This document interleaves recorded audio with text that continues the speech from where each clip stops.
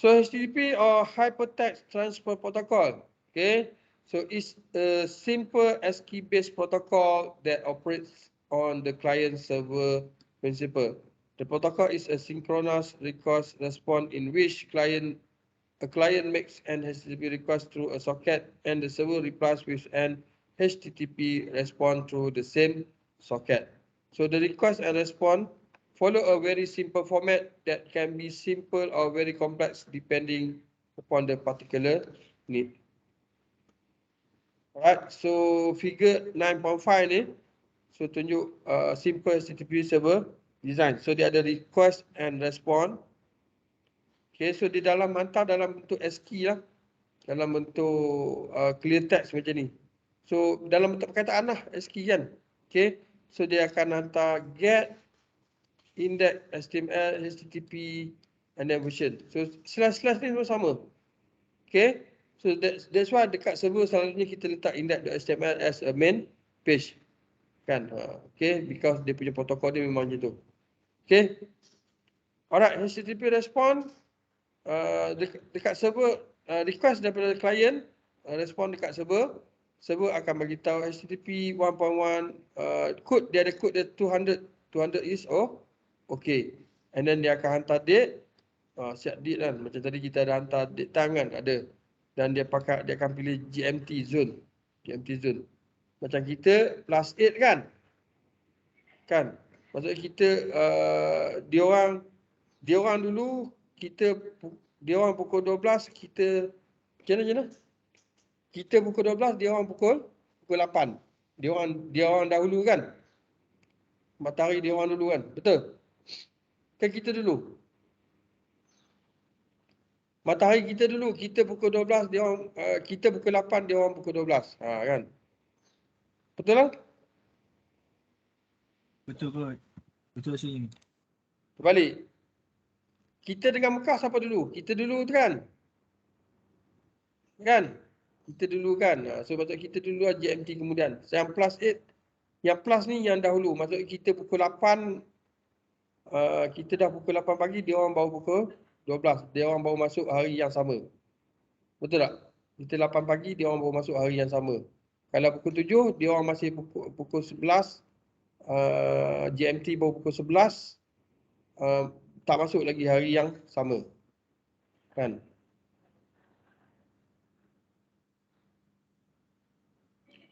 Alright, connection. And then dia akan hantar connection close. Connect type HTML. Then dia akan hantar coding HTML yang kamu belajar kan. So dia akan hantar macam ni. Contoh. Ini contoh. Alright. So itu dia. Explanation.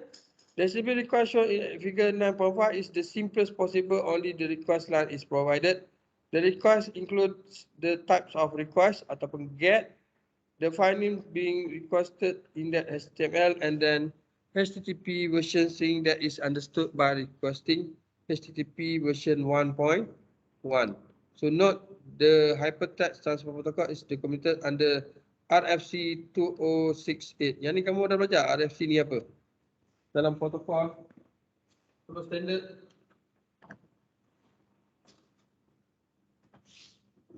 Nanti Google RFC ini apa? Kan bukan Reddit fried chicken lah. Ini documentation standard documentation antarabangsa lah, international. Okay, so the message flow is based upon a simple stream server and client daripada yang figure 9.1 awal-awal tadi. So HTTP is a stream based protocol. So dia pakai bukan UTP. Dia utilize the TCP transport.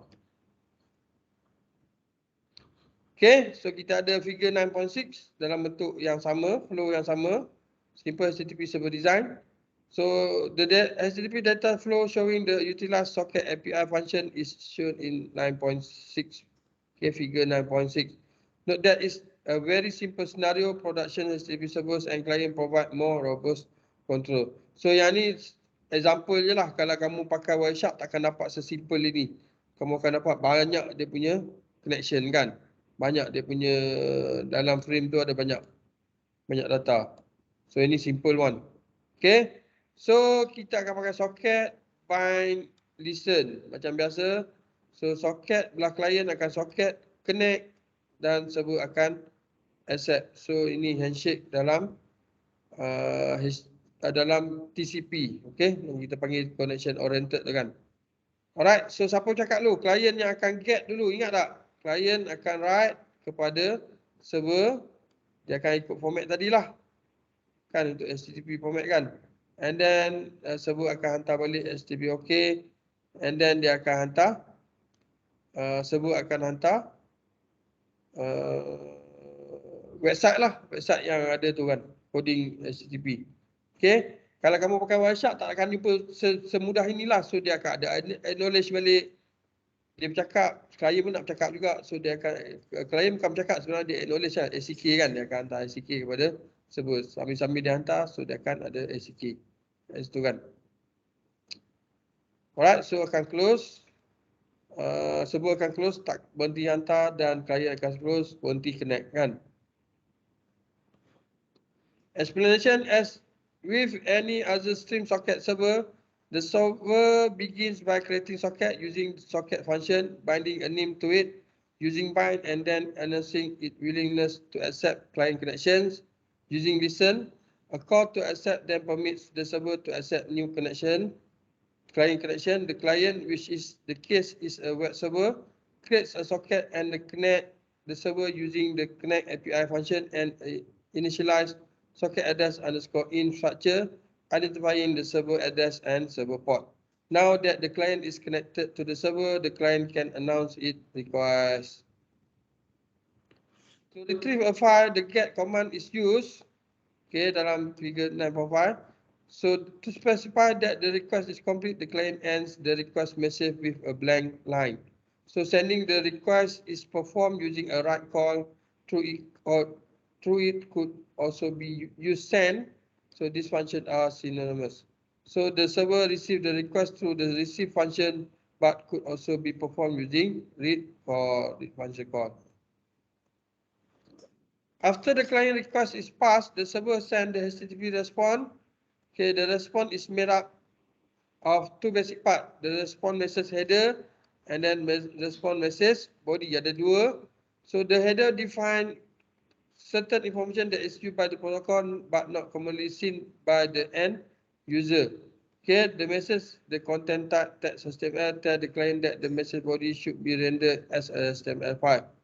Okay, so message body pula yang akan nampak dekat sebelah user, that is the HTML code kita kan. So the body in this case is HTML file requested by user, ataupun dia akan hantar file tu sendiri, index.html tu. Okay, note again that the blank line separate the message header from the body.